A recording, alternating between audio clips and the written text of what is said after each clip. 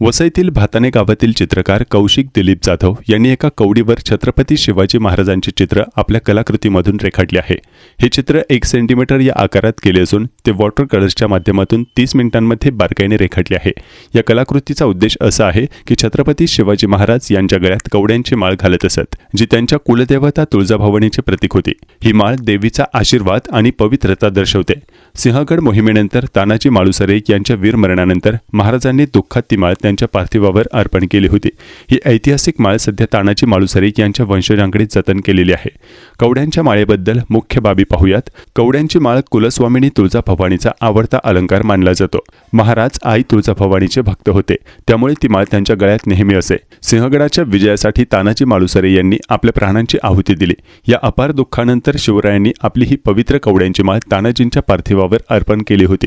या ऐतिहासिक माळेपैकी काही मोजक्या माळा जसे की तानाजी मालुसरे यांच्या वंशजांकडे शीतलताई मालुसरे, सातारा राजवाड्यात आणि तुळजापूरच्या भवानी मातेच्या चरणी जतन करून ठेवल्या आहेत। शिवरायांच्या शौर्यासोबतच त्यांची भक्ती आणि मावळ्यांवरील जीवापाड प्रेम या कवड्यांच्या माळेच्या गोष्टीतून दिसून येते। यावरून चित्रकार कौशिक दिलीप जाधव यांनी ही कलाकृती रेखाटली आहे।